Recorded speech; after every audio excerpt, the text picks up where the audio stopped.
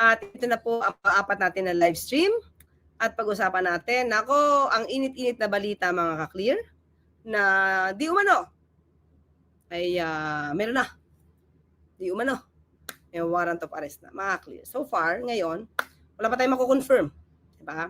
Katulad ng dati, wala pa rin tayong nako-confirm. Diba? Well, anyway, tingnan natin, malay mo, baka may biglang tumawag ulit. Pag may tumawag na naman ulit, mga ka-clear, nako, gagawa na naman churi. Sabi mo, fake news ka. Di ba? Ganun yung nangyari dati. Biglang may tumawag, di ba? Habang nagdi-discuss tayo dito sa warrant of arrest. Well, anyway, mga ka-clear, ngayon, ay wala pa akong mako-confirm. Wala pa mababa sa akin. Okay? Wala pa akong mababa. At meron tayo na dinig dito, mga ka-clear. Sige, basahin muna natin to, ha? Bago tayo pumunta doon kay Senator Bato. Ito.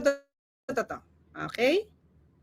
November 8, 2025, Bersamin de la Rosa won't be turned over automatically by ICC. May nadig tayo isang sinabi niya, nako, kinonfirm na daw na Malacanang. Kaya?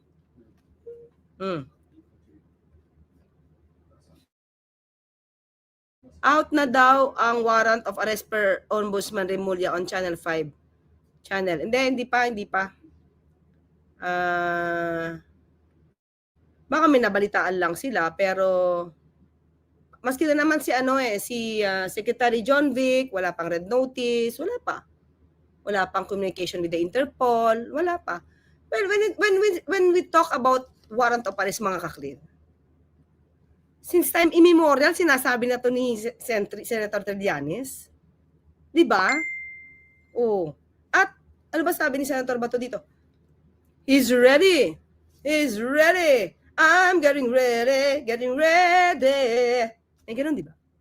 May ganun kanta, di ba? Commercial. Oh, I'm getting ready. So, matagal na tong issue na to, na may warrant of arrest or mag-i-issue ng warrant of arrest. Okay? At sinabi rin naman ng DOJ, mga ka-clear, still validating. Diba? Still validating. Okay? So, ito muna tayo. Kasi sinabi na meron na daw warrant of arrest because sinabi ni Executive Secretary. Nung binabasa ko naman ang kanyang sinabi, at ako naman ay na-inform na wala naman din ako confirm, ito lang naman ang sinabi niya. Nasaan na ba yun? Ito ha? Yan, ang ginamit niya rin, ha? Ito yung ginamit nung nung nag-interpret.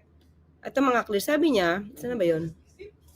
Okay, ito. Saan may sinabi niya? Wait, mga clear. Ito. In a Viber message to reporters, Bersamin said the ICC might have. Diba? Wala namang kopya si ES ng warrant of arrest.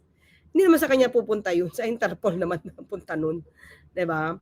So si ES, tinanong siguro si ES. Diba? Siyempre, sinabi niya, baka might have issued a warrant of arrest.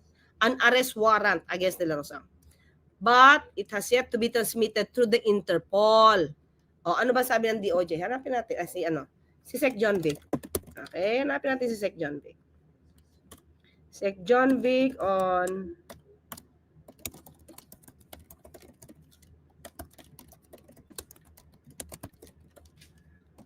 saan siya dito? Okay.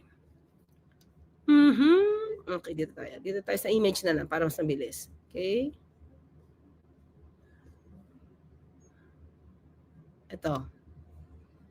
Okay. Dito na lang tayo. Okay. Magkapatid. Hindi naman sila magkasalungat. Iba naman kasi yung warrant of arrest, mga clear. Iba naman din yung red notice from the Interpol. I don't think na magkasalungat sila.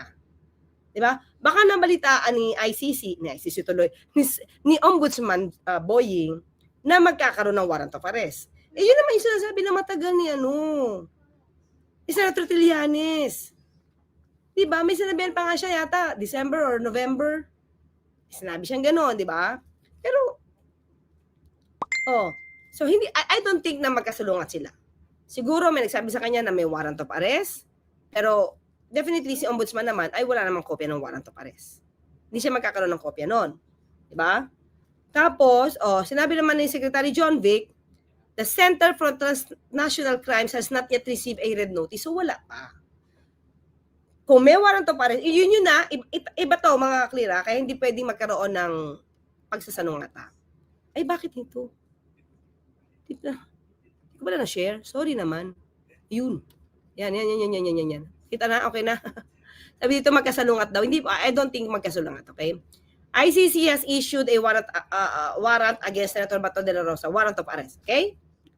So, pwedeng meron, pwedeng wala. Kasi sabi ko, ever since sinasabi na yan ni Senator Trillanes, na mauuna si Senator Bato kaysa kay Senator Bongo. Kahit naman kay Senator Bongo, sinasabi niya kahit naman si Atty. Conti, sinasabi niya na magkakaroon ng warrant of arrest. Sino? Si Senator Bato. Bakit? Redacted, nakita nila, hindi na redacted, nandun yung pangalan niya. Sa isang papel na ginawa, isang order or isang document na nilabas ng ICC. So very sure, di ba, Louvre? Very sure. Si Atty. Conti na magkakaroon ng warrant of arrest. Di ba?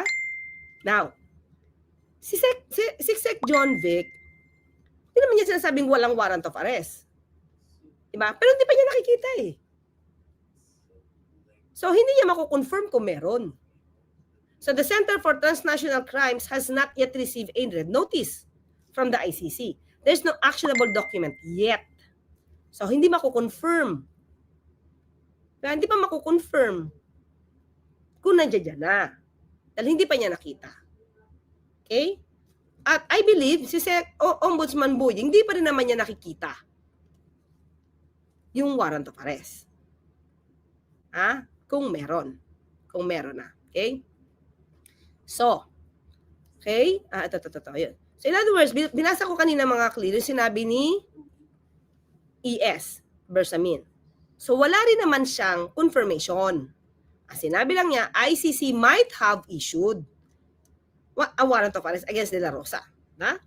But it has yet to be transmitted through the Interpol. So, hanggat hindi pa yan nadadala sa Interpol, wala pa nakakakita niyan. Wala pang pwede mag-confirm. Diba? Kung may inisyo na sa ICC dun, abroad, from the Netherlands, hindi natin masasabi. Kasi kailangan makita muna yung kopya ng arrest warrant.